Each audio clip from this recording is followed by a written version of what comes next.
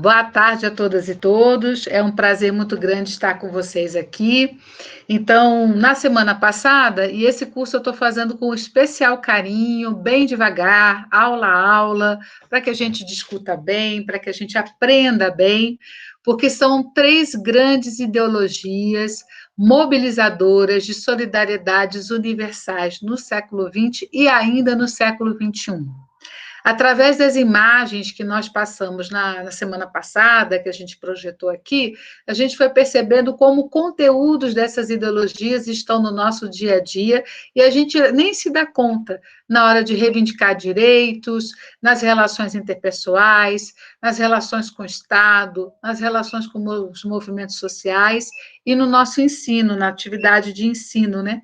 E até, lembrando agora a conversa com o Leonardo, que a gente acabou de estar aqui, em eventos, concursos no espaço da mídia, da moda, né, da música, do entretenimento, como que essas ideologias de solidariedades e mobilizadoras de grandes coletivos ainda fazem parte. Eu acho, Leonardo, que o panafricanismo e negritude vai te ajudar bastante, até teoricamente, para a sua discussão dessa ideia de uma beleza negra nacional. Então, eu te convido a ficar bastante atento nessas aulas. A gente vai começar hoje essa discussão em direção ao panafricanismo com a querida professora Priscila Marques, mestranda do nosso programa, que pesquisa sobre Nigéria, e hoje vai estar apresentando aqui uma parte da autobiografia do grande escritor nigeriano Chinua Achebe. Chinua Achebe vai ser um dos grandes autores na área da literatura africana no sentido mais amplo, que vai traduzir em texto literário o drama da colonização e, ao mesmo tempo, esses espaços que se produzem nas relações entre os indivíduos que vão desenvolver a administração colonial, entre indivíduos da própria África que participam dessa administração, dessa história colonial, e a população no sentido mais amplo, né? E como a gente vai ter na semana que vem uma grande reunião científica sobre o estudo e a problematização da documentação missionária sobre a África, Leonardo, você está até convidado para assistir o seminário. Esse texto do Chinua Achebe é bastante rico, porque ele foi filho de um missionário e ele cresceu numa missão da Church Missionary Society, da Igreja da Inglaterra, né, na Nigéria. Então, a gente já vai começar a fazer essa discussão do colonial em direção ao pan-africano, nessa abordagem que a querida professora Priscila vai apresentar para a gente. Falando um pouco do nosso curso, isso eu vou falar todas as aulas, para que vocês fiquem calmos, para que vocês não fiquem ansiosos, para que a gente possa discutir. Essa é uma disciplina de construção de conhecimento. Então, eu preciso realmente de ter a interação com vocês. Agradeço os colegas que discutiram e interagiram comigo na semana passada, mas o diálogo com vocês sempre vai ser muito importante. Então, o que a gente vai fazer? A gente vai fazer uma primeira parte de aulas que vão até o final até o início, até meados de junho. Vocês vão ver no programa, nós vamos ter um conjunto de aulas em que a gente vai fazer discussões trabalhando o panafricanismo, a negritude e o pan-arabismo. E outras ideologias que vão conversar com essas três grandes ideologias. Essa primeira parte eu vou avaliar como? Através de uma prova, cujas questões serão passadas para vocês responderem de uma forma analítica, né? O que eu vou priorizar e valorizar é a análise, né? O copia e cola de nenhum texto. E essa prova, ela é o marco dessa primeira fase, ela é o encerramento dessa primeira fase de discussão que a gente está fazendo dessas três grandes ideologias e de outras ideologias que vão conversar com elas, tá? A segunda fase, nós vamos ter os seminários e os relatórios dos seminários. Os relatórios dos seminários são individuais, vocês vão fazer meia lauda, meia página para cada grupo, tá? Mas vocês precisam assistir cada seminário para poder fazer. né? Então, vocês vão ter 3 notas. A nota da prova, a nota da apresentação do seminário e a nota do relatório. Essas notas vão configurar para mim o resultado final, se vocês cumpriram ou não cumpriram a disciplina. Entenderam? Então, a cada etapa que vocês forem fazendo, eu vou dar o retorno a vocês guardem as avaliações corrigidas e feitas, e vai ser considerado cumprido aquela pessoa que fez as 3 avaliações, a prova, o seminário e o relatório do seminário, no conjunto da disciplina, tá? Então, a prova tem uma data para ser enviada para mim, os seminários têm um calendário que vocês vão seguir, e o relatório final tem um dia para entregar. Então, quando acabar a disciplina, vocês já terão me entregue tudo que vocês precisam entregar. Não vai ficar nada para depois da disciplina. Ok, pessoal? Isso eu vou repetir todas as aulas. Vocês fiquem muito tranquilos que todas as aulas eu vou... Eu estou online, gente. Alguém pode me dar um sinal aqui que aconteceu uma coisa estranha? Ah, tá. Alguém pode falar? Tá, eu estou online, sim. Obrigada. Então, a gente vai estar fazendo tudo com muita calma, construindo esse conhecimento juntos, tá bom? Então, a gente, só para quem tem o programa e quem não tem o programa, eu vou ler aqui rapidinho. Na aula passada, a gente fez um trabalho de sensibilização, que não está nem aqui no programa, né, com essas imagens, para a gente perceber como a gente lida com essas ideologias no nosso dia a dia. Hoje, a gente vai fazer, no dia 19, essa discussão do negro como uma experiência universal. Vai ser esse diálogo que vocês vão fazer em parte comigo e em parte com a Priscila, tá bom? Na aula que vem, a gente já entra a discussão de panafricanismo. E aí a gente vai resgatar uma figura que a gente viu a foto dele aqui, que é o Kwame Nkrumah, que foi o primeiro presidente de Gana, né? E a história dele e o debate sobre panafricanismo vai aparecer no texto chamado Mito de um Mundo Africano, que eu vou enviar para vocês. Essa apresentação, a gente vai ler o texto e vai dialogar com o professor Jonathan Portela, da Unicamp, que ele é doutorando na Unicamp, que ele tem uma reflexão muito interessante sobre o panafricanismo. E, Leonardo, nessa questão da veste, da busca do tradicional, você tem no Jonathan uma figura importante de diálogo, tá bom? Que você pode conversar com ele. Na primeira aula de maio, a gente vai entrar na discussão da negritude. O que é o movimento negritude, no que o movimento negritude tem, né? Agradeço, gente, de singular, de diferente e de aproximação com o panafricanismo. E aí é uma aula comigo, em que a gente vai discutir juntos esse texto do Kabengele Munanga, Panafricanismo, Negritude, Teatro Experimental do Negro, que é belíssimo, é uma experiência belíssima, da revista Ilha. A gente vai estar fazendo essa discussão juntos. Bem-vindo, Ricardo. Deixa eu só apresentar aqui o Ricardo Costa ao Leonardo. Ricardo, o Leonardo ele vai fazer doutorado na Federal do Amazonas, ele, no momento, ele ainda está na Colômbia, e ele trabalha com as histórias da Miss Universo, né? A questão das mulheres negras no concurso da Miss Universo. E ele tem uma discussão sobre vestuário e beleza, que eu acho que você e ele, o Ricardo é artista visual, vocês vão ter várias interfaces e até sugiro que vocês façam seminários juntos, na fase dos seminários. Eu acho que vai ser um lindo encontro entre vocês, tá bom? Então, Ricardo apresenta o Leonardo, Leonardo apresenta o Ricardo. Bom, muito prazer. Tá certo. Bom. Prazer para todos. Cheguei atrasado. Então, no dia 3, vocês vão ter uma aula comigo sobre negritude, que a gente vai discutir. No dia 10, a gente vai ter uma aula com o Gustavo de Andrade Durão, sempre as aulas em parceria comigo, né? A respeito justamente dos intelectuais africanos da negritude, que também eram pan-africanistas. A gente vai fazer esse diálogo juntos. No dia 17 de maio, a gente vai ter uma aula diferente, que eu vou trazer a discussão da visão da luta contra o racismo do Malcolm X, porque é algo que eu sempre quis ter trabalhado com vocês e nunca tinha associado aos cursos de panafricanismo, negritude e panarabismo. E dessa vez eu consegui fazer esse encontro, e quem vai discutir com vocês esse texto é a Miriam Garrido, junto comigo, que ela fez essa reflexão, e é muito rica, num artigo muito bacana que foi publicada na Afroásia, que é uma revista de grande renome nessa nossa área de estudos africanos e afro-brasileiros.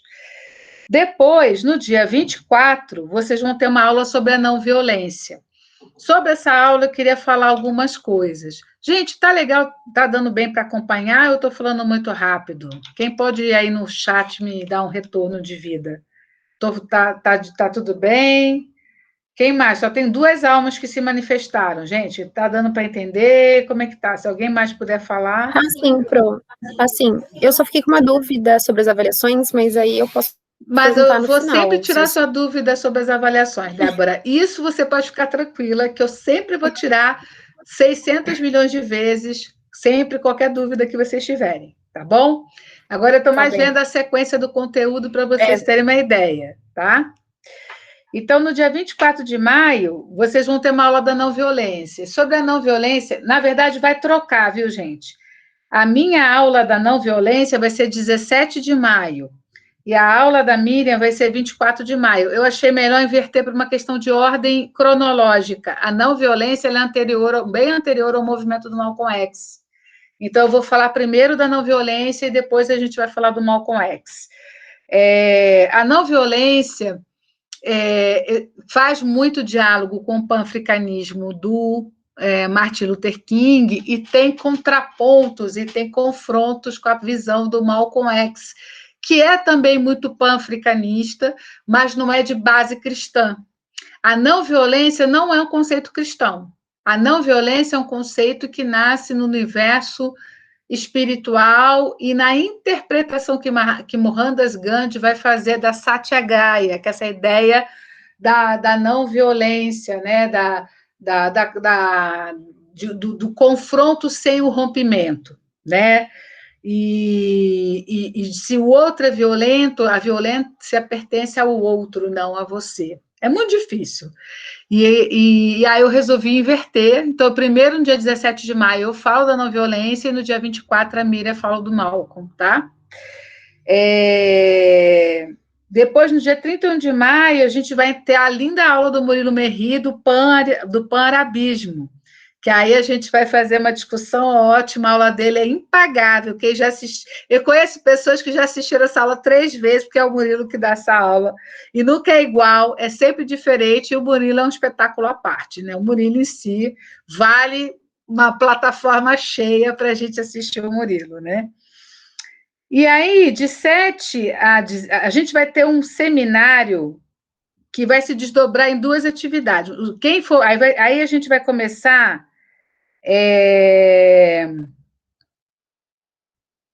o seminário 1, tá? Vai ser sobre o texto do Alain, porque vai dar confusão, então eu já estou explicando.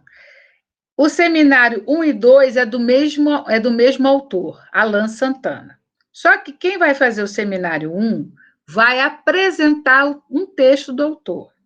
E quem fizer o seminário 2 vai entrevistar o autor.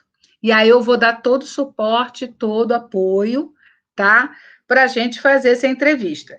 Então, são 2 seminários trabalhando o ensino da descolonização na escola, na educação fundamental e média, com o mesmo autor, que é o Alain Santana. Então, um dia, um grupo vai apresentar o seminário dele, que é o dia 7. E no dia 14, o segundo grupo vai entrevistar o Alain.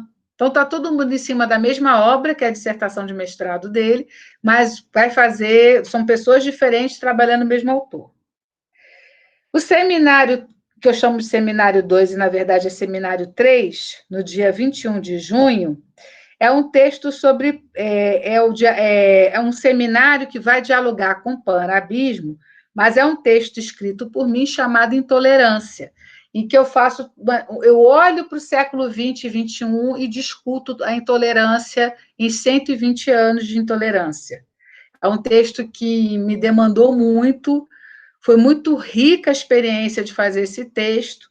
Então, o seminário 2, que na verdade é seminário 3, vai ser essa discussão do intolerância que eu escrevi.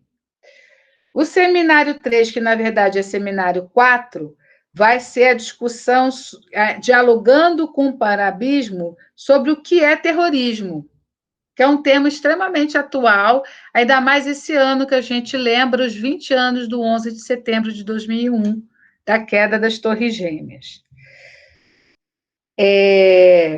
Em julho, nós temos o seminário 4, que a gente vai discutir um tema que é muito importante, ligado ao panarabismo e ao panafricanismo, que é o tema dos refugiados, tá? Em 12 de julho, nós vamos discutir o seminário 6, que vai ser sobre a empatia. E aí, nesse de empatia, eu já queria sugerir uma dupla, que seria o Leonardo e o Ricardo, se pudessem discutir esse texto da Mafuane Odara, a empatia.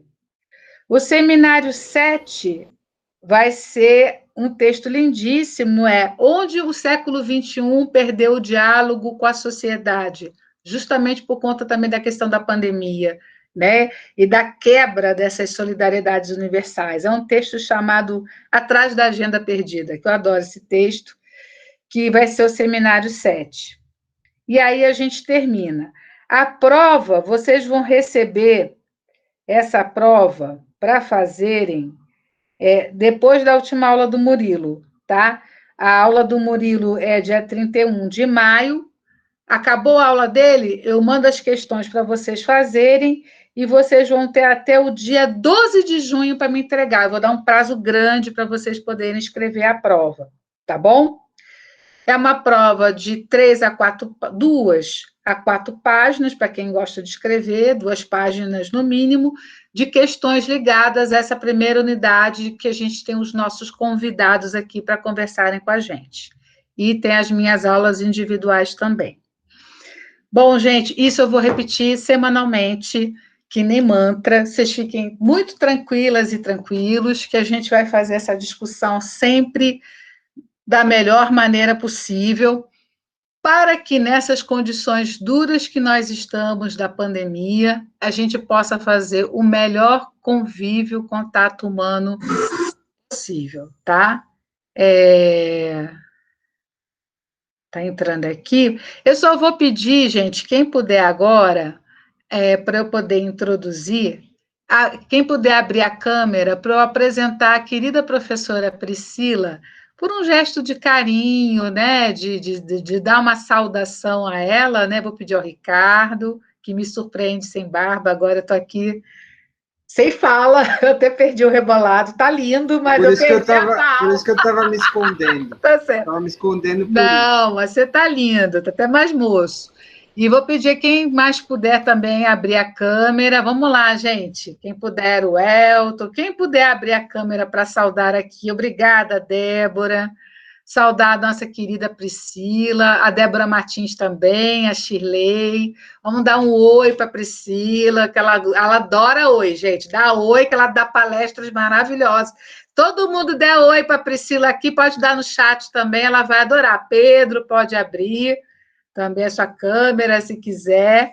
Então, deixa eu apresentar. A professora Priscila Marques Campos, ela é historiadora e faz diálogos com os estudos sobre Yorubá, tem pesquisa em história contemporânea sobre a Nigéria, trabalha também com os estudos feministas e literatura.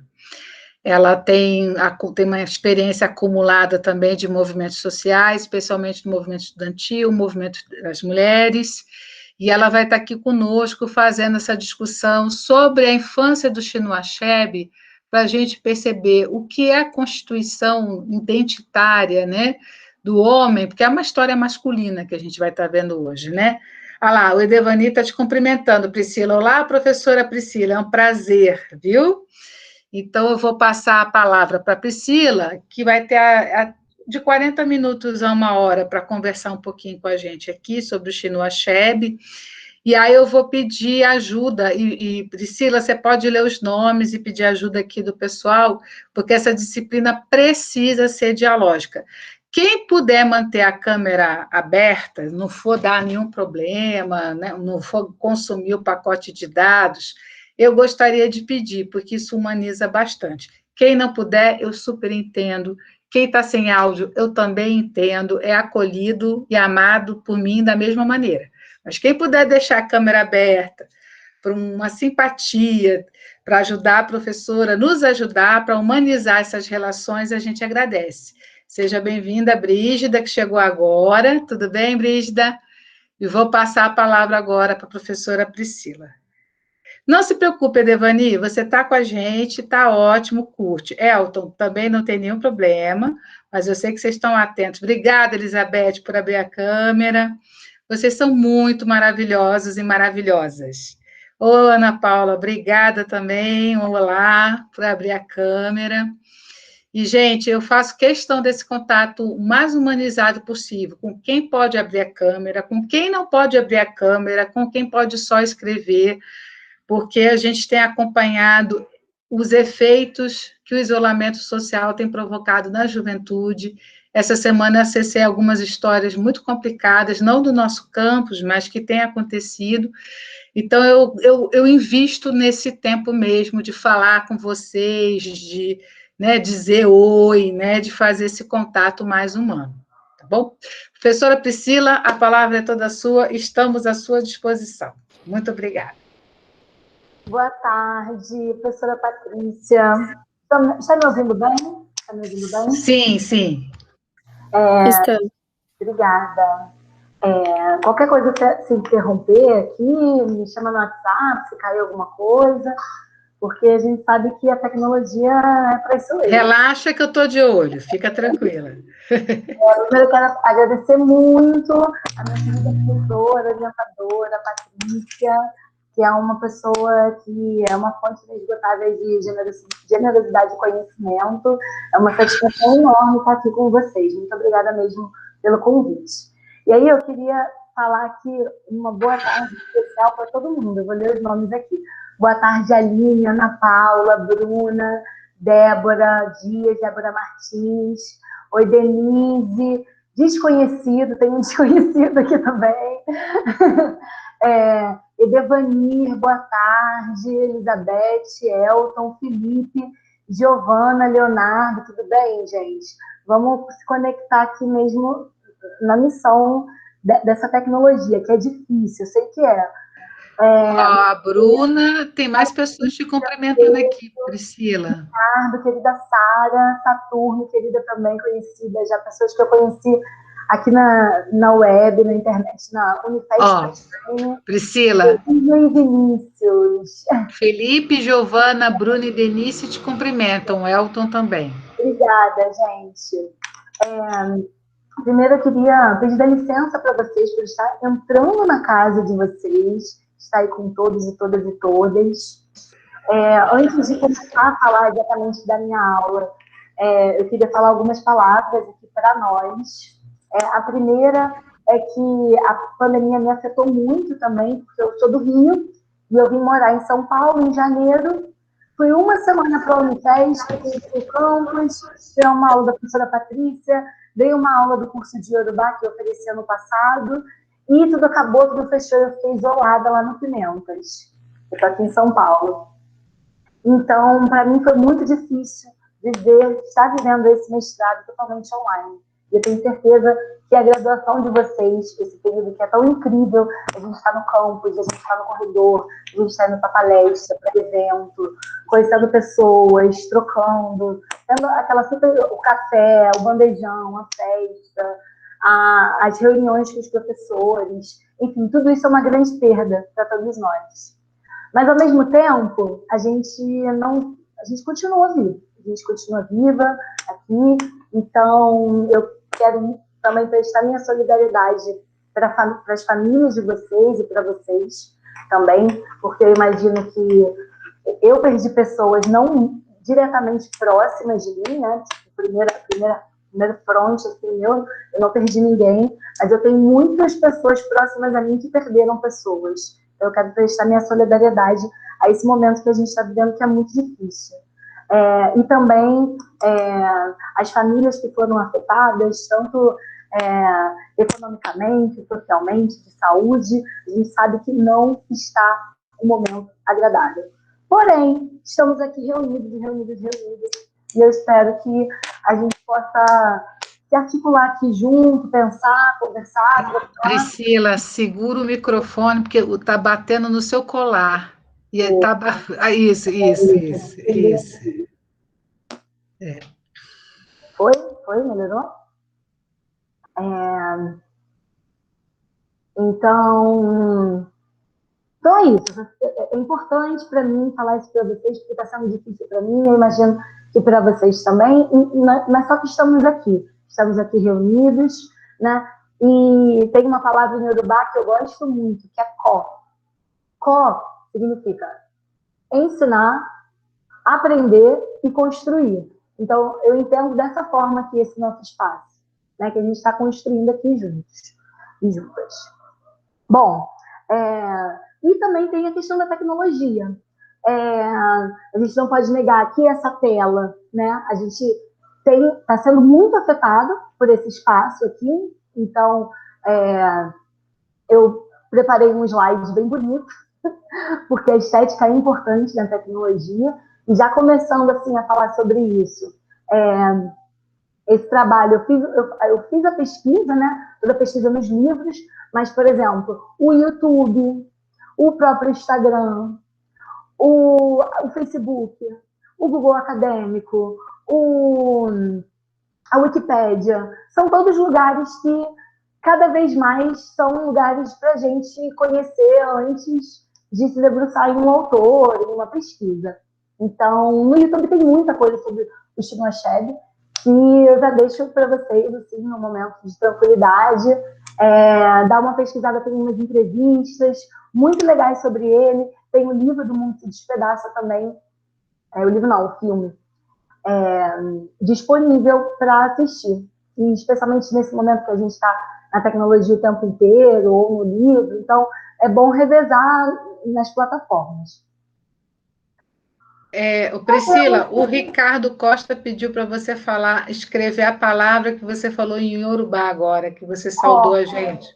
Como é que escreve? Eu vou escrever aqui, só que o O não é o O. Esse O do pó é porque tem o O e o O, né? A, E, I, O, U. Aí esse aqui não é o O, não é o O, é o O. E ele tem um tracinho embaixo. Mas eu só tenho a letra em Yorubá no meu celular. Aqui no computador eu não tenho também aqui. Depois eu posso mandar para vocês. Mas é o O com um tracinho embaixo. Que é aprender, ensinar e construir. E aí eu queria pedir ajuda, eu não sei se é da Saturno ou da Saturno. É a Saturno. Que poderia transmitir para mim o compartilhamento da tela, para a gente fazer esse canal. Saturno, queria muito agradecer sua participação aí no ano passado, estava aí firme também nas aulas com a professora, é um super trabalho ficar nos bastidores, passando os slides, acompanhando as imagens. Muito obrigada. Eu que agradeço por ter a oportunidade. A gente aprende e ainda ajuda. Estamos juntos. Se puder botar a tela cheia, eu acho que é esse segundo, é o primeiro ícone. Isso.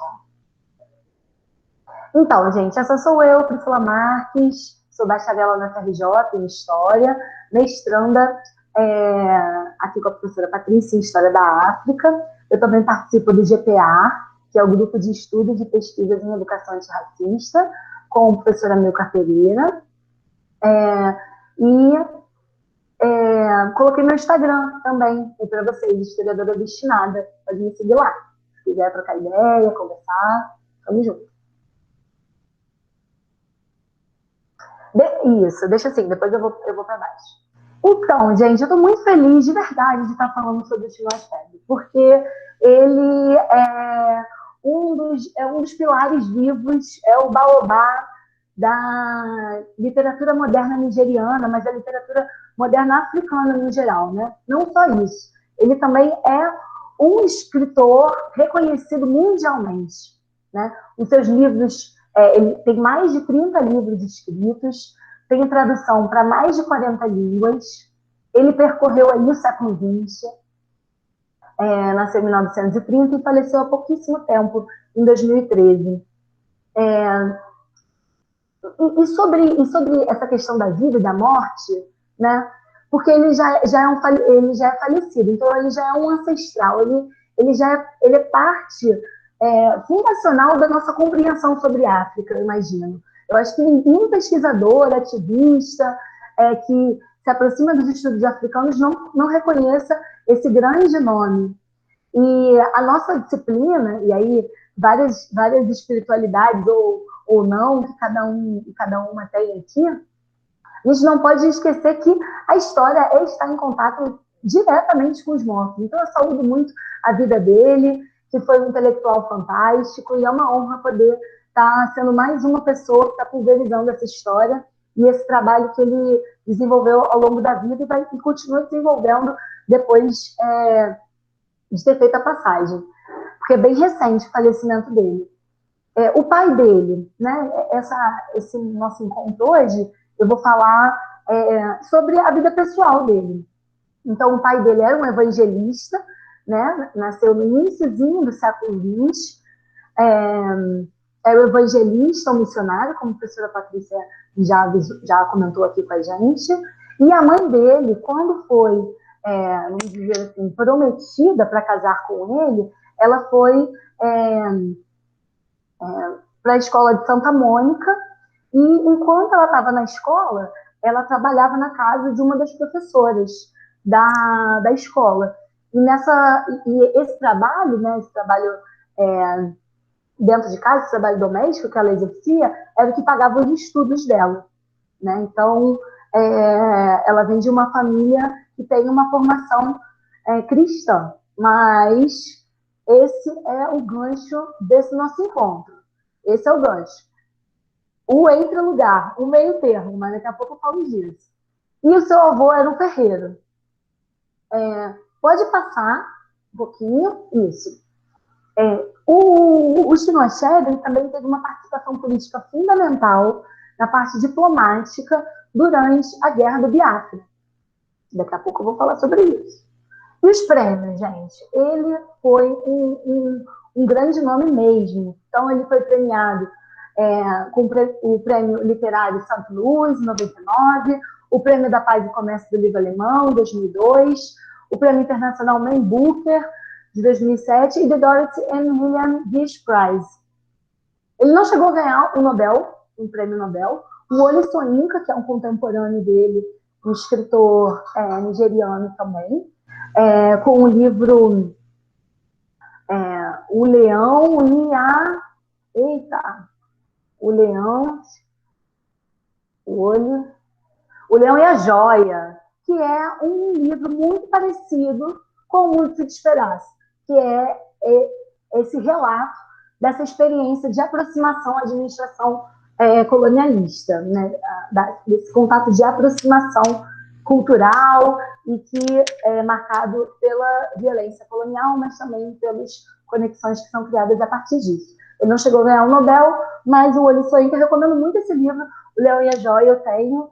É um romance muito legal, tem fotografia, já virou peça. E é isso aí, pode passar, por favor. Boa tarde, Edevani. Vamos lá, coloquei aqui um mapa de África. Nós aqui, imagino que tenha pessoas que já conheçam um pouco de história da África, algumas pessoas podem estar vindo a ter o primeiro contato agora. Para mim, esse mapa é um grande desafio. Eu gosto muito de mapas, sempre gostei. Na época da escola, eu tinha um caderno de mapa, um livro que eu tinha que pintar os mapas. E aí, eu fiquei muito encantada com aquele livro e eu tenho um carinho muito grande. Eu tenho um mapa mundo, assim, no meu quarto. E esse mapa, essas fronteiras são fronteiras políticas, são fronteiras do século XX, e reconhecer, identificar, localizar a Nigéria e esse território, né, político, cultural, que abrange, que nós vamos conversar hoje aqui, passa por algumas camadas de complexidade, né? Então, onde é a Nigéria? Então, vamos primeiro localizar que a Nigéria é localizada na África Ocidental, que é essa parte do norte que é banhada pelo Atlântico. A Nigéria, essa região da Nigéria, né, mais a leste, também é reconhecida como o reino de o reino de Nib, que é o reino Ibo. E eu coloquei aqui para vocês, eu achei muito legal esse livro, eu não conhecia, desse autor aqui, de 1981, o Mujeguwo. Esse autor é um autor que fala sobre esse período da Idade Média e da Ibolândia. Então, essa região Ibo também pertenceu na Idade Média, nesse período, né, que a gente localiza essa periodização da Idade Média, a partir do século X, desse reino. Passou muito tempo, e aí teve o período do Protetorado Britânico, que foi um período relativamente curtíssimo na história desse povo, na história dessa região, né? Em algumas regiões mais marcadas, esse contato, em outras não, mas foi o período do Protetorado Britânico. Depois se tornou Nigéria, em 1960, e esse pedacinho também, que a gente já vai ver na próxima imagem, se tornou a República do Biafra, a qual o Chinua Achebe foi um defensor dessa causa. E que depois desse conflito, dessa luta por uma autodeterminação dessa região, desse povo étnico, político também, voltou a se tornar Nigéria. Então, gosto sempre de marcar que nada é tão simples quanto a gente acha que é. Todas essas denominações que eu coloquei aqui no mapa se relacionam à denominação dessa região que a gente está conversando hoje. Pode passar, por favor. Então, vamos lá, os mapas. Abaixa mais um pouquinho. Isso, perfeito. Coloquei aqui o mapa político e o mapa físico. O mapa político, eu quero chamar a atenção a algumas coisas para vocês. Primeiro, onde está escrito ali, a primeira cidade do litoral, Lagos. Lagos é uma das maiores cidades, africanas, né? Especialmente com o boom da década de 70 do petróleo, ela se tornou uma cidade muito grande, muito desenvolvida, e aí eu coloco esse termo desenvolvida, mas já tiro esse termo porque ele é problemático. Essa região de Lagos, Ibadan, Oió, Benin, essa região também é conhecida como Yorubalândia, que é onde se localiza a cidade sagrada de Oió e o centro político de Ilé-Ifé também. Tá? Essa região, eu trabalho nos outros trabalhos, que é quando a gente vai falar da Yorubanidade, da Yorubalândia e tal. E aí tem o rio, bem aqui no meio tem o rio Níger. O rio Níger divide a Nigéria em 3, mais ou menos, né? Vamos dizer assim. Eu estou passando para vocês aqui uma síntese dessa compreensão, tá? Essa região a oeste seria essa região da Yorubalândia, mas, por favor, como a gente viu no outro mapa, não defina 100% assim, mas essa macro-região, digamos, tá? A leste, né, então, depois do Níger, tem a região da Ibolândia. E tem aqui Port Harcourt, Enugu, que quem conheceu, já ouviu falar da Chimamanda Adichie, vai saber que é o território que ela eu vou falar daqui a pouquinho mais sobre ela, mas é um território do Chinua Achebe também. Gente, esses lugares são gigantescos, tem muita coisa aí, e eu quero chamar a atenção de alguns principais pontos, tá? E ao norte, a antiga capital da Nigéria era Lagos. Lagos era a cidade colonial.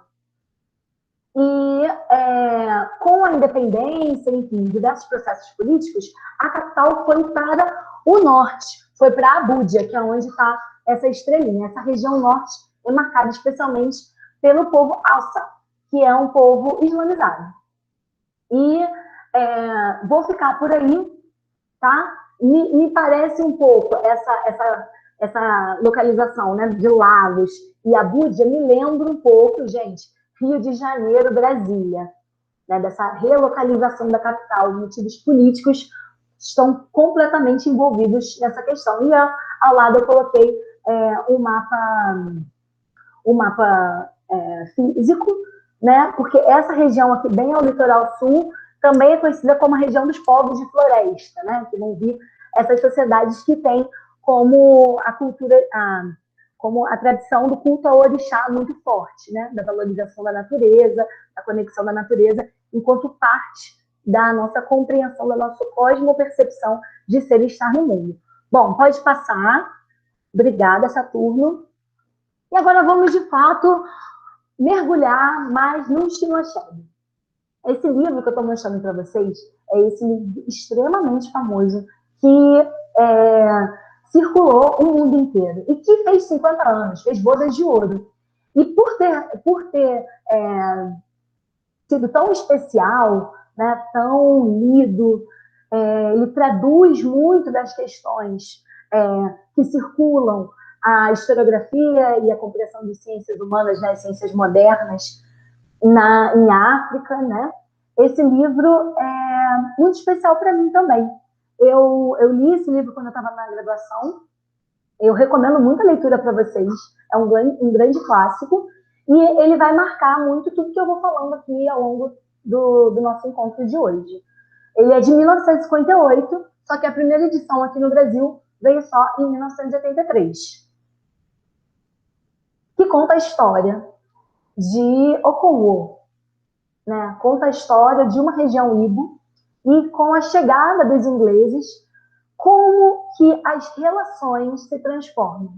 E aí são várias camadas de complexidade. Eu gosto muito de falar disso, para não tornar um discurso nem simplista, nem essencialista, mas que é marcada pela violência colonial, né? Da perseguição, da destituição das relações políticas, das relações de plantio, do que se faz com a produção, do que se faz com os alimentos, dos novos espaços de sociabilidade por conta da criação das igrejas, da administração local, do exército, e também pela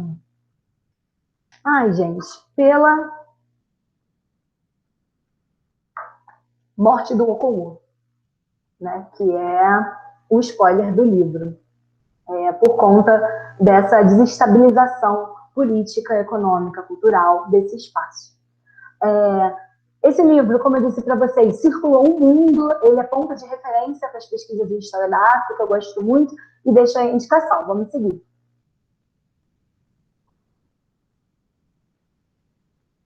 Por ter feito 50 anos, esse livro foi feito. Esse livro, A Educação de uma Criança sob o Protetorado Britânico, foi também em homenagem a esses 50 anos do livro. Ele foi convidado a publicar um livro, né? Esse é um conjunto de ensaios. Aqui, eu estou com ele aqui.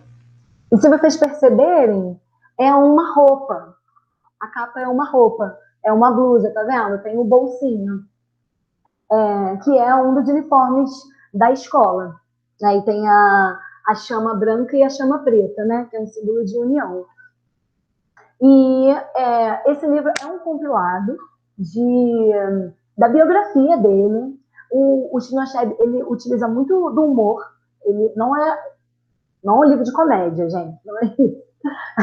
É um livro... ele tem um humor, né? Ele comenta, é bem dialogado, bem gostoso de ler.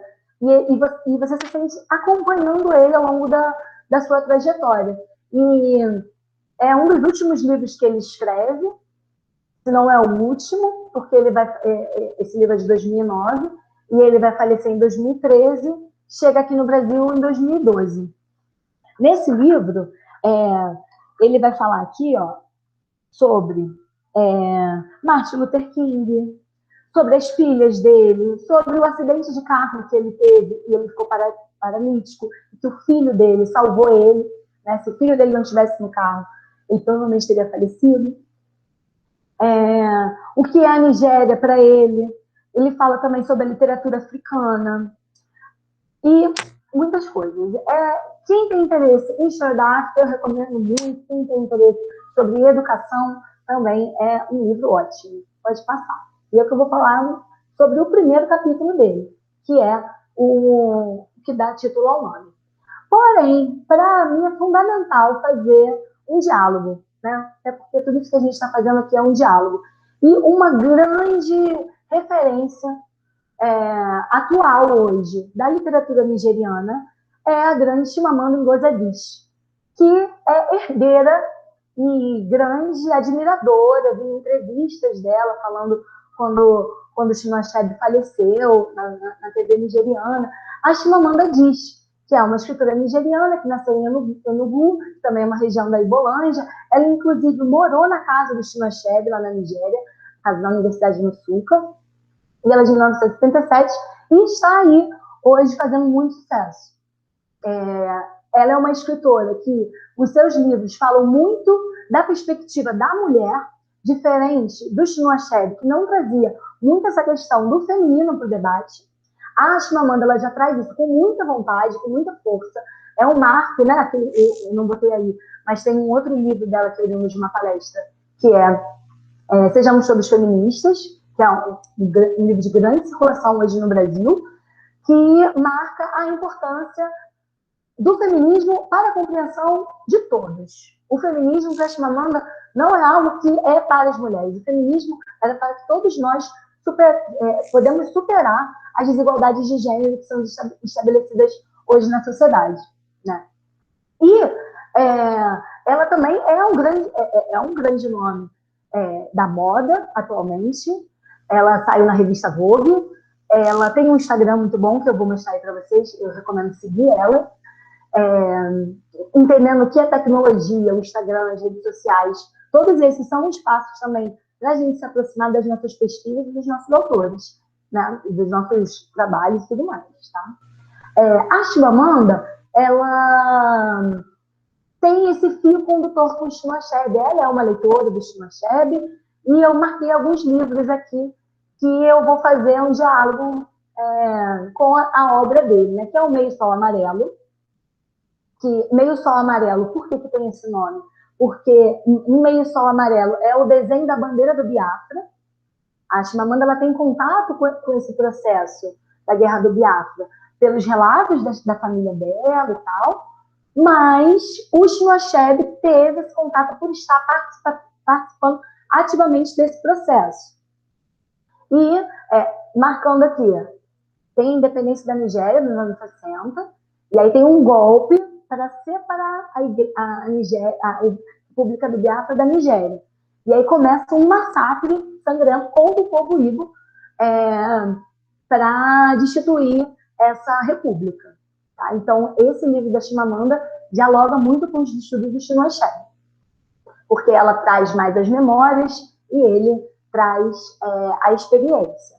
O Perigo de uma História Única, grande clássico também da historiografia contemporânea, que eu vou falar um pouquinho dele ali na frente. No Seu Pescoço, que tem, em especial, um capítulo que é o Historiador Obstinada, que se parece bastante com O Mundo Se Despedaça, assim, mais na questão educacional, que conta a história de uma menina, a Famefuma, e os desencontros de conhecimento e saberes que existem na escola que ela frequenta, na escola cristã, e os saberes que ela tem com a sua avó.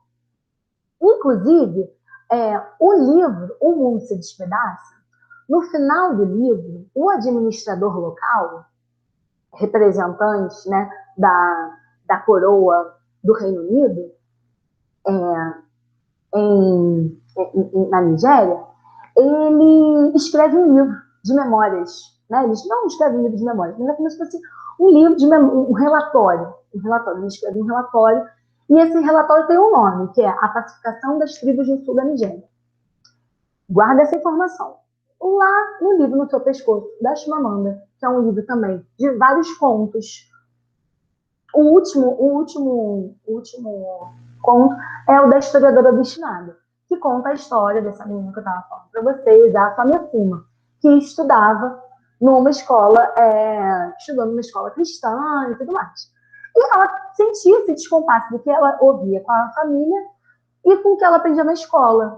E ela, com isso, ela foi se instigando, né, aquela força de justiça, né, como diz no livro da Chimamanda, O Perigo da História Única. As histórias importam, muitas histórias importam. As histórias foram usadas para espoliar e caluniar, mas também serviram para humanizar e resgatar a dignidade de um povo que foi despedaçado. Né? O nosso trabalho também tem essa função. Né? Quando a gente pensa como se aproximar da história da África, o primeiro caminho é se aproximar também da educação antirracista, do antirracismo. Não tem como se aproximar uma coisa sem aproximar da outra. Então, aí nesse conto, a historiadora obstinada, ela lê na escola um livro. E o nome do livro que a Famefuma lê na escola é A Pacificação das Tribos do Sul da Nigéria, que é o mesmo nome do livro que o administrador local escreve no livro do Chinua Achebe. Ou seja, ela reafirma, ela faz uma homenagem. Eu achei isso fantástico. Eu terminei de ler e percebi essa conexão, essa homenagem que ela fez. Eu fiquei encantada. E aí ela vai fazer a história e ela reescreve, né? Ela escreve um livro, né, a Famefuma, que é a luta dos povos do sul da Nigéria, que é esse contraponto das histórias, da história única e da outra história, das nossas histórias. E o Hibisco Roxo?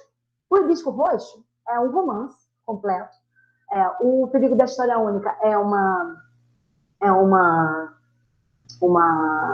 palestra. O No Seu Pescoço, um conjunto de contos, Meio Sol Amarelo, um romance, e Hibisco Roxo, um romance também. E o Hibisco Roxo, ele marca muito esse lugar do contato do cristianismo dentro de casa. Então, como é que o pai de família, que é cristão, olha para a sua família que não é cristã, né? Então, a violência que ele trata o pai, porque o pai é considerado por ele um pagão, a violência que ele causa na família, e, enfim, é um livro muito de denúncia. O Chinua Achebe, ele reconhece esse lugar, mas ele vai trazer outras interpretações também. Vai ampliar essa visão, essa compreensão. Mas esse livro do Hibisco Roxo da Chimamanda é muito marcado também pela luta da voz do feminino dentro de casa, né? Da luta feminista. Então, marca muito o espaço da mulher, né? Como há o silenciamento e como se rompe os silenciamentos. Porque os personagens femininos, ao mesmo tempo que sofrem muito, também reagem de forma muito contundente. Então, enfim, queria trazer aqui para vocês a Chimamanda, porque ela é continuidade, porém completamente diferente, recriada, mas ela é parte desse legado nigeriano moderno da literatura. Pode passar. Obrigada, Saturno. E esse aí é o Instagram da Chimamanda, para vocês acompanharem ela. O Chinua Achebe não tem mais como a gente acompanhar, mas a Chimamanda ainda tem como acompanhar, tá? Chimamanda _Adichie. E, para mim, o Instagram também é educação, gente. Tem muita coisa boa lá, tem muita gente que está produzindo na academia, está produzindo ciência e está compartilhando nessa ferramenta. Pode passar. Vida escolar. Como é que foi a vida escolar do Chinua Achebe? Chinua Achebe, quando era pequenininho, ele era chamado pelos amigos dele de dicionário. Dictionary! Quando eu li, eu fiquei imaginando como é que... Enfim, é engraçado, né, gente? Ser chamado de dicionário. Eu me empolgo aqui. Ele é chamado de dicionário porque ele estudava muito, era muito inteligente, era muito dedicado. Na casa dele, o pai dele era evangelista, né? E na casa, quem teve a possibilidade de dar uma lidinha no texto, ele tinha muitos cartazes na casa dele. Tinha um cartaz, esse é engraçado, que era um cara de botas, andando. E ele achava que aquele cara era um cara muito, muito importante. Devia ser uma autoridade, né? Tem um cartaz desse homem e tal. E aí depois ele foi descobrir que aquele cartaz de um homem andando era o Johnny Walker do whisky. E ele ficou muito decepcionado. Ele, como assim? Eu achava que era uma pessoa importante, mas era a marca do whisky. Mas, enfim, tinha muitos jornais das ferrovias, das obras, das missões cristãs. Como eu falei para vocês, o pai dele, né, era evangelista, um missionário. Então, ele, por exemplo, nem precisou fazer. Tinha um ano a mais que as crianças faziam nas escolas, que ele não precisou fazer, porque ele já era... já tinha feito a formação dele em casa, né? Mas era aquele ano da catequese, digamos assim. Em 1936, ele foi fazer o primário na escola Central St. Philip da Sociedade Missionária da Igreja da Diocese no Níger. E ele marca bastante esse no Níger, porque não é a do Níger, não é a Diocese do Níger, é a diocese que está no Níger. Então, ela não é de lá, ela é de fora, ela é estrangeira. Né? Então, ele marca esse lugar de antagonismo, de oposição, de desconforto. Né? Em 1944, ele vai fazer o ensino médio na Government College, em Umuahia, que já é outra região, é um pouco mais longe da casa dele. A primeira era mais próxima, e essa era uma escola top de linha. Existiam duas escolas de ensino médio que eram top de linha, uma em Ibadan e uma em Umuahia, e nessas escolas era ensinado praticamente a mesma coisa que era ensinado em Londres. Isso é o que ele marca aqui no livro. Mas que, ao mesmo tempo, essa presença do currículo ser similar, tanto em Londres quanto na Nigéria, no momento não era Nigéria ainda, né? Era protetorado britânico, e ele fala também disso no passaporte dele, porque o passaporte dele era pessoa sobre administração do protetorado britânico. Ele não era africano, ele não, né, legalmente, ele não era nigeriano, não existia Nigéria, mas assim, era essa marca de tutela. E esse problema do currículo, né? Porque ele estudava as mesmas coisas que as crianças estudavam em Londres. E, por exemplo, tem um livro que é muito recorrente, né, de discussão, que é o Coração das Trevas, de Joseph Conrad, que nesse livro conta como que os nativos, enfim, eram violentos, e como que a missão dos europeus em África, dos ingleses em África, em acabar com a barbárie. E tem mudando um pouquinho de assunto, mas trazendo numa mesma chave de compreensão, hoje é conhecido como o Dia do Índio, né? E é um dia muito delicado. Tem a tese de um professor, que é o professor John Monteiro, que é a tese Tupis, Tapuias e Historiadores, né? No qual a historiografia brasileira olhava, né, no século XIX, olhava para as populações indígenas como não sendo sem fé, sem rei e sem lei. Porque se não tem o cristianismo, não tem fé. Porque se não tem os nossos códigos de sociabilidade, de organização, de administração do espaço, da produção e tal, se não tem a nossa lei, não tem lei. E se não tem um rei, também é desorganizado. Então, é mais ou menos nessa chave de compreensão. Não tem as mesmas estruturas que nós, não entra. E acrescentando a isso, né, todas as leis raciais desenvolvidas no século XIX, de superioridade racial. E que parte de uma longa discussão que a professora Patrícia, pelo que eu entendi, já fez com vocês na outra aula, sobre a necessidade do antirracismo, a Lei 10.679, né, que traz o ensino de história da África e das culturas afro-brasileiras, e também atualizada pela Lei da História Indígena. Então, tudo isso que a gente... Não, Priscila, eu fiz com eles um trabalho de tirar das imagens, mas eu não entrei no contexto brasileiro, só fiquei no contexto internacional. Beleza. Bom, mas então vamos lá, vamos seguir. Então, essa escola, né, esse currículo, o que ele aprendia nessa escola, não era algo que valorizava a sua cultura, a sua cor da pele, a sua estética. E que apesar, né, dele ter lido todos esses tipos de romance, aqui, ó, vou ler um pedacinho para vocês. Os livros, né, que eles liam na escola. Eles não falavam sobre nós, ou sobre pessoas como nós, mas eram histórias emocionantes. Mesmo histórias como a de John Bookman, em que homens brancos lutavam heroicamente e derrotavam os repulsivos habitantes nativos, não nos perturbavam no início, mas tudo isso acabava sendo uma excelente preparação para o dia em que teríamos idade para ler nas entrelinhas e fazer indagações, né? Então, mesmo ele tendo lido isso tudo na escola, ele se tornou um dos grandes nomes da denúncia desse sistema colonial. Depois... Mas só queria acrescentar, por ter lido a literatura colonial, é que ele pôde se tornar o autor anticolonial. Essa é a questão.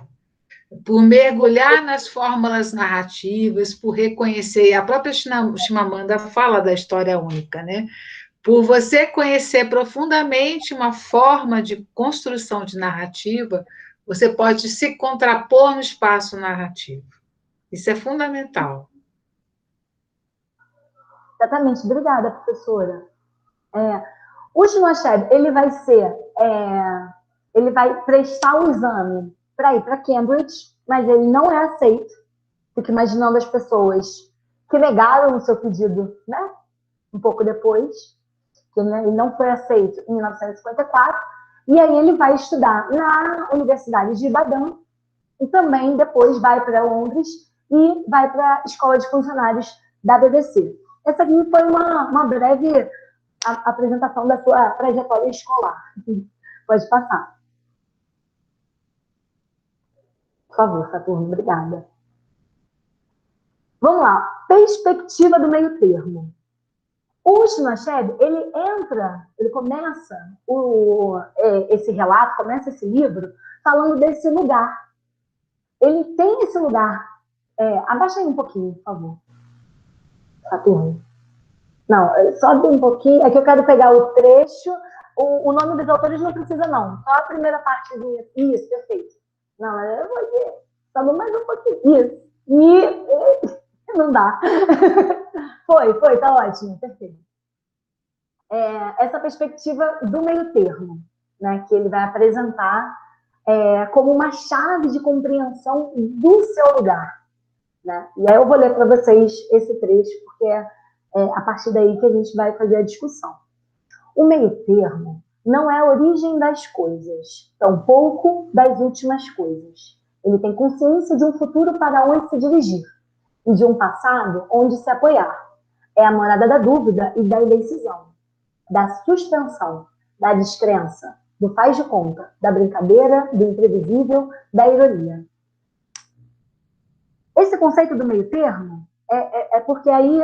Pode abaixar agora um pouquinho mais. E aí eu vou, para entender esse meio termo, desse lugar que ele se localiza, eu trouxe 3 pessoas para conversar com a gente. Eu vou começar da direita aqui, para a minha direita, que é o discurso sobre o colonialismo. Sem dúvida, o Chinua Achebe é um dos grandes nomes de denúncia do colonialismo. Né? Só que nesse livro, ele não está se preocupando muito com isso. Porque isso ele já fez, já tem esse lugar estabelecido. O que ele está querendo trazer nessa perspectiva do meio termo é as possibilidades, né, como a professora estava falando. Por ter lido aquilo tudo, ele pôde criar o discurso. Né? O que você faz nessa condição?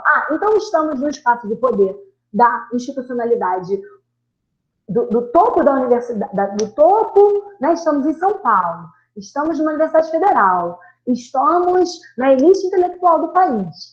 Então isso quer dizer que somos os produtores de discurso de opressão? Por exemplo, esse seria um outro lugar. O que a gente faz com esse lugar de poder, esse lugar de discurso, esse lugar de voz ativa? O que a gente faz a partir disso? Então, por exemplo, eu não coloquei aqui, mas, por exemplo, Frantz Fanon. O Frantz Fanon, eu vou comentar ele um pouquinho depois. O Frantz Fanon, ele cria e fortalece muito esse lugar da cidade do branco, a cidade colonial, e a cidade colonial e o resto da região, né? O polarismo, o branco e o negro. essas categorias macromodelares, elas são fundamentais para a gente compreender os processos. Só que quando a gente se aproxima, a gente precisa ver uma coisa que é importantíssima, que é negociação, que é argumentação, que são as possibilidades contingenciais de tudo que pode acontecer e que pode não acontecer. E como que a gente reage, ou como os indivíduos, como os agentes, como os sujeitos históricos se posicionam, que é justamente o que a gente estava falando, né, sobre o perigo de uma história única. Então, por exemplo, a administração britânica, ela não é marcada por um contingente muito grande, a gente não achava de fala aqui nesse livro, um contingente muito grande de colonos, como, por exemplo, é marcado o Brasil, vamos dizer assim. Não tem essa imigração tão forte quanto teve aqui, né? Outros processos, outro mundo. Só uma comparação para a gente abrir a estrelinha aqui da cabeça. O Chinua Achebe, lá a administração britânica, não era massivamente branca. A população africana estava nesses postos de administração local. A Priscila está falando que os pretos estavam oprimindo os pretos. Gente, vamos fugir dos essencialismos. Outro argumento, né, muito legal que ele faz aqui, que é a questão da escravidão, né, dos paradigmas, dos pilares paradigmáticos que a gente precisa romper. Então o irmão africano escravizava o outro irmão africano. Não, isso não existe. São milhões de pessoas, são milhões de relações, são relações de poder, relações culturais, são negociações. Muitos elementos estão envolvidos nos contratos, nas ações. Então, a gente usa as categorias macromodelares, mas a gente analisa elas em movimento. Então, o discurso sobre o colonialismo do Aimé Césaire é esse lugar de denúncia. Né? Ele começa, a Europa é inafiançável. É inafiançável. Um projeto colonial é inafiançável. Contudo, existem, por exemplo, por exemplo, Boaventura de Souza Santos, que é um grande nome dos estudos contemporâneos sobre descolonização e tudo mais, e que faz uma leitura crítica dos processos. Eu sou lida socialmente como uma mulher branca. E eu trago para vocês um nome maravilhoso para estudar branquitude, que é o Lourenço Cardoso. Lourenço Cardoso vai falar da branquitude crítica e da branquitude acrítica. Se é da branquitude crítica, aquela que se posiciona publicamente no combate ao racismo, e a branquitude acrítica, aquela que levanta as bandeiras da supremacia racial branca, que são os grupos extremistas, Ku Klux Klan e etc. Então, é importante a gente sempre fazer esses marcadores de diferença e de aproximação para a compreensão dos processos, né? Então, esse lugar do meio termo é esse lugar do movimento. E tem um outro intelectual, que é o Homi Bhabha. O Homi Bhabha, ele é indiano, inglês indiano, e ele fala sobre o interlugar, que é justamente essa posição, esse espaço da negociação, do que a gente cria a partir das nossas possibilidades, né? Retomando o que a gente estava falando aí do livro que ele leu na escola. E o Michel de Certeau. Por que eu trouxe o Michel de Certeau? Né? O Michel de Certeau, provavelmente vocês já leram um livro dele, Operação Historiográfica, o Lugar Social do Historiador, Operação Historiográfica e tal. É um livro que eu gosto muito, porque ele desmascara a nossa profissão. Ele diz quem somos nós, o que nós estamos fazendo, como é que a gente faz isso. Então, qual é esse lugar do historiador? Né? E esse lugar é um lugar híbrido. Esse é um lugar que a gente é historiador, mas a gente não deixa de ser também. Né? Eu sou historiadora, mas eu também sou ativista, eu sou historiadora, mas eu sou filha, eu sou várias coisas. E o lugar social dos historiadores aqui é esse lugar, né, que eu acredito, que eu compreendo a partir dessas leituras, que é esse lugar da gente fugir dessas essencializações e caminhar nesse meio termo para a compreensão dos processos, porém sem excluir as categorias macromodelares, como eu falei para vocês. Pode passar. Sobre a história. Esse aí é o outro trecho que eu quis chamar a atenção aqui para vocês, que vai... Eu vou ler. Alguém pode ler para mim? Para eu beber uma água? Tá acabando já, professora. Estou chegando no final. Não, tranquilo. Alguém aqui do público querido pode ler para a gente? Beth, você pode ler para a gente? Elizabeth Stefani? Posso sim. Obrigada, querida. A meu ver, é um grave crime qualquer pessoa se impor a outra, apropriar-se de sua terra e de sua história, e ainda agravar esse crime com a alegação de que a vítima é uma espécie de tutelado ou menor de idade que precisa de proteção. É uma mentira total e deliberada. Parece que até o agressor sabe disso, e é por essa razão que ele às vezes procura camuflar seu banditismo com essa hipocrisia tão descarada. Quando eu falei para você, obrigada, Elizabeth, quando eu falei para vocês que tem um toque de ironia, né? É um texto muito, muito instigante para ler. Que ele marca aqui sobre esse discurso, né? Como o discurso é um discurso, existe uma prática e um discurso. E como que né? Existe uma prática que tem um discurso, mas também tem a prática e tem um discurso que é totalmente conectado com essa prática, né? E existem os espaços de mediação, né? Quem trabalha com religião usa muito essa discussão. Os espaços de mediação em que, por mais que há os processos ideológicos, as leis coloniais, as segregações, há uma zona de contato que ele fala que foi a experiência dele, né?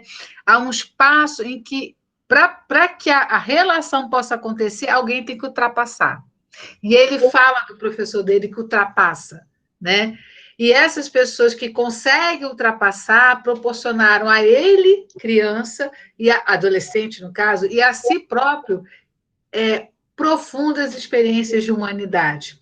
Então, é isso que o Chinua Achebe chama atenção, e não é à toa que eu convidei a Priscila, né, e desafiei ela com esse texto, que ela, né, eu falei, Priscila, apresenta esse texto para a gente, né? E ela está fazendo um caminho de apresentação fantástico, que é justamente isso, né? A gente trabalha com ideologias que criam mundos, que criam paisagens, que criam hierarquias, né? E que homogeneizam pessoas, homogeneizam processos. Por quê? Porque elas são operacionais numa luta política. Só que elas são excelentes para luta, é o que eu digo. Na hora que eu sofro um racismo, eu vou gritar com a pessoa que ela é racista. Eu não vou fazer uma discussão se ela é de fato ou não. Eu estou reagindo a uma agressão. Eu estou reagindo a uma lei. Eu reajo a uma política. Porém, no espaço do convívio e do ensino e da vida, há esses espaços de mediação, como diz o Gandhi em relação à não violência. Há um momento do confronto que não dá para você fugir. E nesse confrontar-se, vai ter que ter a mediação, vai ter que ter a negociação, vai ter que ter algum tipo de encontro, ou mesmo alguém vai ter que ultrapassar a linha para o outro lado, né? E esse esforço que a gente vai fazer na disciplina, sendo guiados por um texto fantástico do Chinua Achebe e com a explanação brilhante da Priscila, que é isso, né? Como lidar com ideologias baseadas em sistemas, que reagem a sistemas coloniais, mas percebendo essa dimensão mais universalista, essa dimensão mais local, vendo esses espaços de mediação, gente, isso é fundamental. Tem aqui cientistas sociais, filósofos e historiadoras. Então, a gente tem que ter esse cuidado. Né? Cuidado com essas essencializações de dizer que as posições elas são cristalizadas. O entrelugar, né? A operação historiográfica do Sertor, que eu li na graduação nos anos 80, né? Que é muito a cara da FRJ, né? Trabalhar o Sertor na graduação, na Unifesp, tinha uma professora que trabalhava, que era a Márcia D'Alessio, ela veio a óbito, né? Mas quando ela trabalhava isso, era bastante interessante com os alunos também.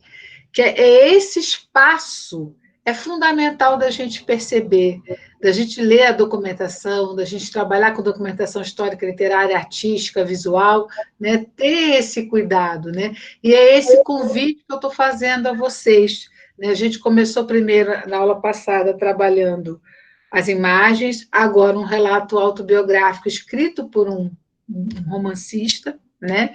E a gente vai depois ver isso num pensador político, que é mais difícil. Mas a gente vai construindo esse caminho gradativamente. Por isso que eu digo que é tão importante, desculpa, Priscila, da interrupção, mas é que você está trazendo tanta coisa legal que eu tinha que dar uma... Agora, gente, vamos reunir tudo isso aqui, essa sopa de letrinhas, e ver se ela é gostosa, você precisa botar alho, sal, cebola e tal. E aí eu vou convidar o Ricardo, que está ouvindo a nossa exposição, que é um colega meu, que está na atitude de aluno, porque tem essa generosidade nele, mas é um colega, um parceiro. Se você pudesse estar comentando o que a Priscila está colocando até agora, por gentileza, Ricardo. A palavra é sua. Ricardo Costa. Estão me ouvindo? Estou sendo ouvido? Sim. O texto é fantástico, né? Eu gostei muito do texto, principalmente por causa que tem essa coisa do senso de humor. Eu achei isso muito interessante, é uma coisa que a gente perde, né? Nos embates políticos, nos embates cotidianos, a gente perde. Esse conceito do meio de campo me lembrou muito também uma coisa do Oswald de Andrade, né? Que é a alegria à prova dos 9, né? E quando você não está nos extremos, você consegue manter uma certa alegria, um certo bom humor, um certo bem-estar nos debates e nos embates, né, da vida nossa. E estou adorando a exposição da Priscila. Não sei se eu tenho muito mais a acrescentar, acho que é só isso mesmo. Estou aproveitando muito, está sendo muito importante aqui, nas minhas próprias reflexões aqui do meu cotidiano. Não, é que eu queria te convidar para você falar da sua arte, né? Como você vê isso na arte que você produz e, por exemplo, nos estudos de iconografia de orixá, por exemplo. O lugar do observador, eu sempre procuro estar no lugar do observador e nunca me esquecer que, apesar de eu ter uma entrada grande no universo do candomblé desde muito cedo, eu sou uma pessoa de fora, e eu preservo esse lugar do estar de fora, né? De não ter uma posição do iniciado, do religioso, do fiel, do crente. Eu não acho que é só uma posição de cientista, não, uma posição de antropólogo. Acho que é um lugar onde você pode, por exemplo, fazer as perguntas, né? Eu acho que isso tem muito a ver com esse lugar do meio aí, esse entre-lugar aí de se estar.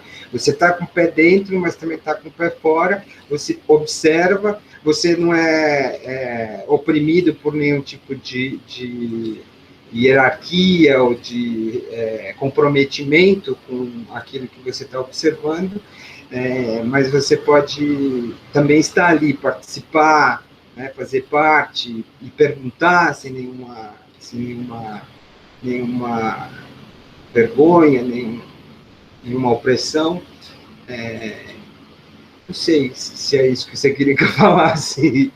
Não, é por aí mesmo. Entre lugar é um lugar desafiador, porque é um lugar das incertezas e das indecisões, como mostrou brilhantemente a Priscila.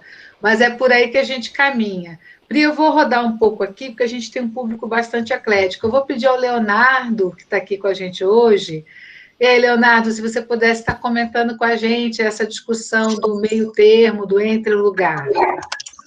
Bom, na verdade, ultimamente eu estive refletindo muito sobre meu lugar. Eu sou historiador, só que aqui onde eu estudei, ainda, não sei se ainda, mas acho que sim, o curso e a formação de historiadores aqui é ainda muito positivista, muito essa história nacional, de heróis. Perdão, Leonardo, aqui onde? Localiza para o seu público onde você está. Moro numa cidade que se chama Bucaramanga, na Colômbia, tá?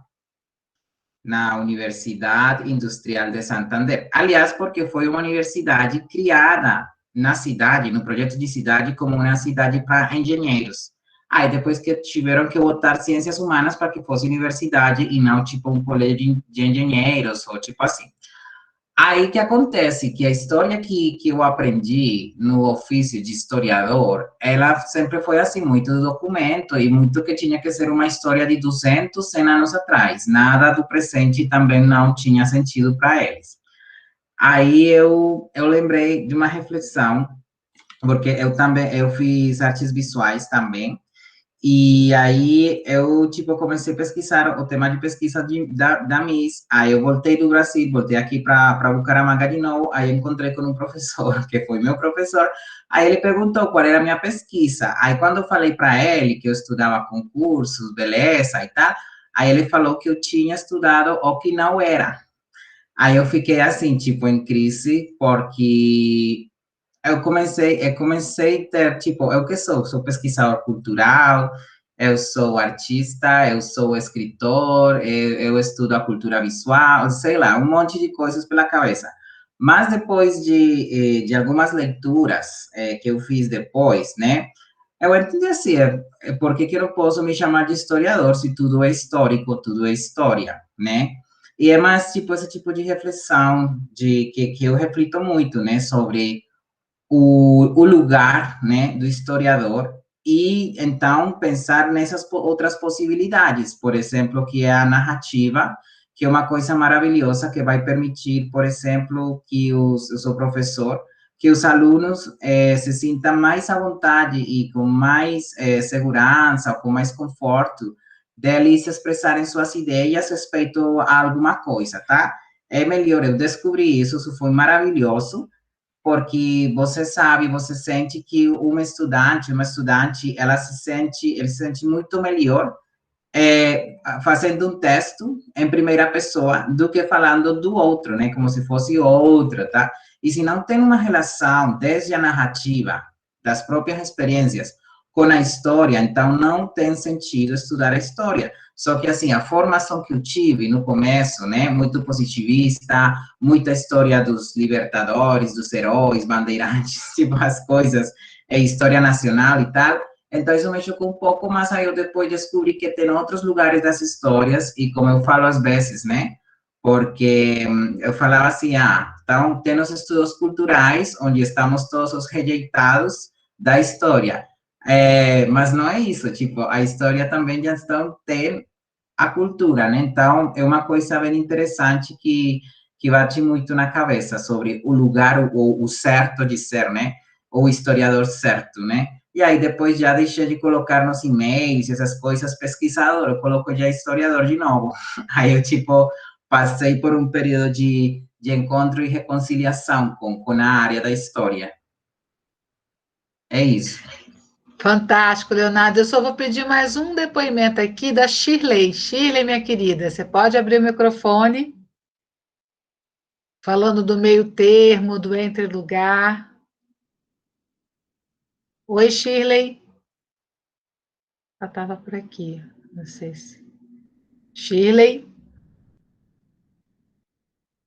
Bom, enquanto a Shirley está aparecendo, eu vou pedir para o Elton, que é também nosso colega de Ciências Sociais, que pudesse comentar sobre essa posição, sobre esse lugar do meio termo. Elton, você consegue abrir o Elton Soares, consegue abrir o microfone para falar? Sim. Vamos lá, Elton. Beleza. Então, nas ciências sociais, isso é muito comum, né? Quando você pega um tema, localiza ele espacialmente, historicamente, e tenta fazer esse caminho híbrido, né?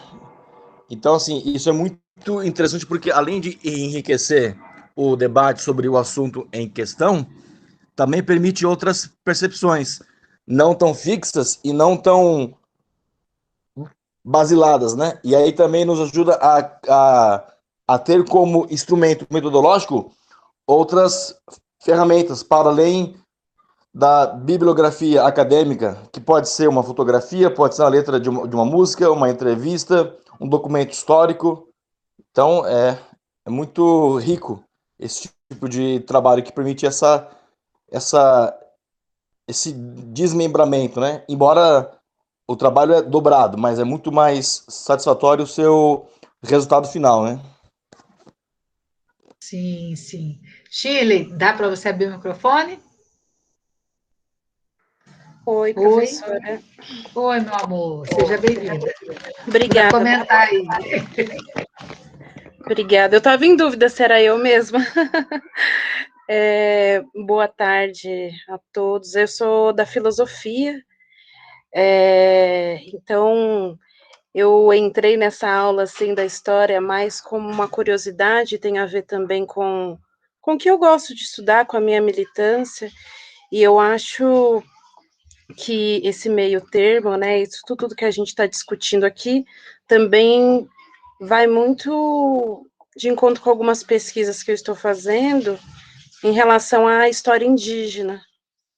Eu estou fazendo um trabalho de iniciação científica que vai buscar justamente a história dos Guaianás aqui na região onde eu moro, na zona leste de São Paulo, né? Eu moro aqui na cidade de Tiradentes. E, enfim, não tenho muito o que falar, mas eu acho que todo esse processo ele tem muito a ver com isso, né? Com a gente passar a contar uma outra história, passar a contar uma outra história e conseguir rebater esse processo de colonização mesmo do ensino, a Chimamanda coloca o perigo da história única, a questão do apagamento desse epistemicídio, né? Esse apagamento do conhecimento aqui nas pesquisas que eu estou fazendo, tanto a partir da militância da questão racial, mas também da questão indígena, a gente tem muita dificuldade de encontrar informação, muita dificuldade de contar outras histórias, outras narrativas. Enfim, eu acho que a partir desses nossos encontros é possível aprofundar e trazer outras histórias, né? Resgatar a memória. Nossa, isso é fundamental, Shirley. Tomara que a gente possa. Alguém quer falar? Alguém abriu o microfone? Tá, desculpe. Então, a palavra é sua, Pri. Obrigada. Nossa, muito obrigada por todas as contribuições. Professora, eu estou terminando, estou indo para os últimos slides já. Algumas coisas aqui. Vai tranquila que está excelente. Obrigada. Abaixa um pouquinho para mim, por favor, Saturno. Então, esse aqui a gente só para fechar rapidinho, né? Já falamos sobre a história única, foi ok. Já vou passar aqui para essa parte da autodeterminação. Isso vocês vão ver mais na próxima aula. Eu não estava ligada que na próxima aula seria sobre isso, mas é ótimo que aí eu já deixo um ganchinho. E aí eu marco aqui a Conferência de Bandung, de 1955, né, como é carinhosamente falado, o espírito de Bandung, que é o espírito da autodeterminação dos povos, que vai se fortalecer bastante nessa segunda metade do século XX, com as independências, com as lutas por libertação, descolonização, especialmente em África e em Ásia também. Mas, assim, passando bem rapidinho, gente, porque não é o meu foco aqui hoje, e os congressos pan-africanos. Deixo isso aqui já para engatar na próxima aula. E sobre o conto da historiadora obstinada, eu acabei que eu contei para vocês lá na frente, que é da família Fuma, da conexão dos livros do Chinua Achebe e da Chimamanda, que é o mesmo livro que aparece no final da história do Chinua Achebe, do conto do Okomo, que é um grande líder, um líder étnico, um líder político na sua região, espiritual, que acaba morrendo. Não vou dar tanto spoiler também como é que isso acontece. Mas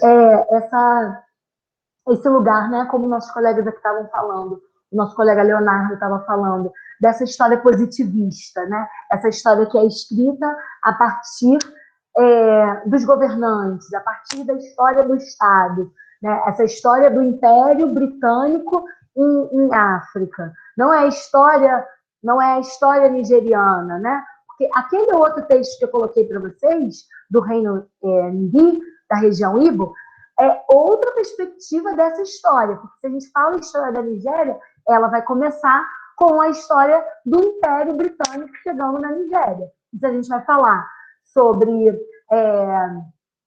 esse território, todos os processos históricos que passam por ali, como diz a Chimamanda no Perigo da História Única, aonde a gente começa a contar, de que parte a gente começa a contar a história, diz muito sobre a nossa compreensão, né, disso tudo. Pode passar. Vamos seguindo aí para os últimos pedacinhos. E esse trecho eu achei incrível, que é uma música que eles cantavam na lição. né? Uma música durante a Segunda Guerra Mundial. A Alemanha está caindo, a Alemanha está caindo, caindo. A Alemanha está caindo e não vai mais se levantar. Primeiro, a música para os aliados e os... Gente, me ajuda aí. Aliados e eixo. O eixo. Eixo. A Alemanha está caindo e não vai se levantar. Se você for até a Alemanha, antes de mim, diga Hitler, que eu não vou mais para lá. Se você for ao Japão antes de mim, diga Hirohito, que eu não vou mais para lá. E o outro lado da música. Eu fiz uma adaptação, que era um pouquinho grande, então eu adaptei aqui. E aí, os aliados. Se você for à Inglaterra antes de mim, diga Churchill, que eu vou para lá. Se você for à Abissínia antes de mim, diga Haile Selassie, que eu vou para lá, que é a Etiópia. E aí mostra essa orientação do posicionamento da missão, do projeto educacional da missão, em localizar num contexto internacional a missão no conflito da Segunda Guerra Mundial. Né? Essa era uma música que era cantada nas escolas. Pode passar. Por favor, Saturno. E os lugares de memória, que eu coloquei ali, né? A Páscoa e o Natal, que são marca do calendário cristão, mas na colônia, o Pinochet trouxe outros 2 lugares de memória interessantes, né? E eu coloquei aqui Pierre Nora, porque ele fala sobre isso, sobre os lugares de memória, sobre as datas comemorativas, sobre os monumentos, sobre as festas, que criam uma função educativa e política que organiza... Só que o Pierre Nora, a meu ver, eu sou uma crítica dele. Eu entendo que ele chama de lugar de memória, só que ele exclui a história colonial francesa do lugar de memória. E isso é a grande crítica que eu faço. A colônia ela faz parte imensamente, não só do lugar de memória da França, mas do Ocidente. Então, assim, a minha discussão com ele... Tem uma professora que quando eu fazia mestrado, em 1900 antigamente, que ela começou a apresentar, a falar, né, dos lugares de memória. Eu falei, professor, e a França colonial? Ele não diz sobre isso. E solapou meu comentário e seguiu dando aula. Então, assim, né, curioso, tantos anos depois, o Nora ser citado na minha aula, né? Porque agora é a mestranda falando para mim, né? É interessante, eu acho que dá perfeitamente, Priscila, para falar o que você está dizendo, mas não é a proposta do Pierre Nora. Ele apaga a história colonial francesa nesse comentário. Nossa, não sabia disso, professora. Eu trouxe por essa chave de compreensão do lugar de memória, mas muito bom saber. Eu vou ter outro referencial para usar da próxima vez, quando for falar de memória. Muito obrigada. Que aí seriam essas 2 datas. O Dia do Império, que é o dia 24 de maio, né, que esse dia era o dia do aniversário da Rainha Vitória, a rainha do Reino Unido, e aí tinham competições, eram grandes eventos entre as escolas, né, tanto as escolas anglicanas quanto as escolas católicas, e ele marca muito nesse relato que existia um conflito entre os cristãos e os católicos, uma competição para ver quem ia ganhar no cabo de guerra, nas lutas, enfim, nas atividades, das brincadeiras que tinham, né, com as crianças, mas que ele marca que era um dia muito, muito efusivo, um dia muito legal, era um dia de festa, que as pessoas, né, o que a pessoa estava falando, né, o que se cria também, para além desse processo violento político, também existem esses espaços de sociabilidade. E, enfim, é nesse sentido que eu trouxe aqui esses lugares de memória, que são essas festas, e também de uma forma crítica, né? Porque a gente está ali celebrando a rainha. E o outro dia, que é o dia do aniversário, né? É conhecido como o dia do aniversário, mas que é o aniversário de quem? O aniversário da chegada do evangelho à região Ibero. E que eles ganhavam inhame, né? O primeiro inhame da safra. Então, assim, aí ele marca, né? Tinha pessoas ainda que não tinham ainda comido o primeiro inhame. E o inhame, eu não cheguei a me aprofundar na espiritualidade, na religião Ibo, mas na Yorubana, né, no culto a Ifá, o inhame é o alimento sagrado, né? É o alimento que é cultuado, é o alimento que dá o alimento, que dá vida, que nutre. Então, esse dia era celebrado, né, por conta da chegada do Evangelho à região, que foi em 1857, e que era um dia de festividade que marcava ali a organização dessa cultura nessa região. Pode passar. E já para concluindo aqui, essa lei que eu achava que era uma coisa, e depois, quando eu fui lendo, eu entendi que era outra, e achei muito legal, né? Porque você olha assim, lei dos livros didáticos. Então, tipo, é só para usar livro didático, não pode usar outra coisa a não ser o livro didático. Mas não era isso. A lei do livro didático era do professor, de um dos professores da escola, que ele proibia, o diretor ele proibia que naquele momento, naquele dia da semana, não se poderia usar nenhum livro didático. Era para não usar livro didático. Era para você jogar ping-pong, era para você ler literatura, era para você tocar algum instrumento, era para você fazer qualquer, ou ficar só ali de boa, e marca isso no relato. Que era um momento que você não podia fazer nada. E esse diretor, eu vou ler aqui para vocês. E havia o William Simpson, diretor da Governmental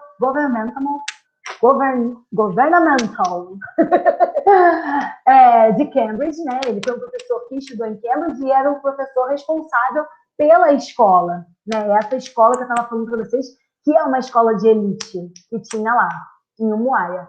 Ele era professor de matemática, que ficaria muito surpreso se alguém lhe dissesse, lá nos anos 40, que ele estaria preparando o terreno para o início da moderna literatura nigeriana. Por quê? Esse professor, que era o diretor da escola, que passava aqueles livros que eu falei para vocês, tipo o do livro do Joseph Conrad, né, com aquele trecho que eu li, que fala da perseguição, da inferiorização, da questão racial e tudo mais. Esse professor, que apesar de estar mostrando esses livros, como a gente estava conversando aqui, né, que a professora Patrícia bem marcou, né, que possibilitou a elaboração do discurso, parte, né, desse processo, esse período que não podia fazer nada, não podia usar o livro didático, esse momento era o momento que eles liam literatura, que eles liam outros tipos de ensino, sem ser o livro didático. E esses estudantes que frequentaram essas escolas, muitos deles são os grandes colegas do Chinua Achebe que foram responsáveis por escrever essa literatura moderna nigeriana. Foi a partir dessas escolas que saíram os grandes nomes da literatura nigeriana. Então ele comenta, se esse professor, se o Simpson lá atrás soubesse que dando aqueles livros para a gente, ele teria criado esses intelectuais, esses escritores de hoje, ele não ia imaginar, né? Então, enfim, eu termino com essa reflexão, que é justamente o que se recria nesse entrelugar, no que há de possibilidade nesses encontros, e que, nesse livro do Chinua Achebe, né, como ele marca lá no início, esse meu capítulo aqui podia ser um discurso contra o colonialismo, como eu já fiz muito, mas nesse momento eu quis trazer esse entrelugar do que a gente criou de possibilidade, que a gente criou de discurso, de arte, né? Então, vai ter aí, por exemplo, o Fela Kuti. Eu acho que o Fela Kuti, que é um dos grandes percussores do Afrobeat, também pode ser, eu também entendo ele nessa chave do entrelugar, porque é a mistura dos ritmos afro com o jazz, com os instrumentos de sopro, mas que também temos que tomar muito cuidado. Então ele é um colonizado, porque ele está usando instrumentos de sopro. Esse que é o lugar perigoso. Esse é o lugar da essencialização, né? O que nós estamos, o que eu trouxe aqui nessa aula, nesse encontro sobre o Chinua Achebe, que fiquei encantada pelo convite. Muito obrigada, professora. Semana que vem estamos lá no congresso também falando em nome do Chinua Achebe, agradecendo muito essa vida dele. Muito bom estar podendo trazer essas histórias de como que se recriou muito em cima desse processo, né? Então, eu quero agradecer muito a todos vocês que me ouviram. Espero que um dia a gente possa se conhecer pessoalmente. Desejo para vocês, aí estão as referências, quem quiser os slides, eu mando. Eu te pedi para a gente deixar no drive deles, no drive para eles poderem acessar, que está excelente a apresentação. Obrigada. Palmas, minha querida, excelente, muito, muito, muito, muito bom.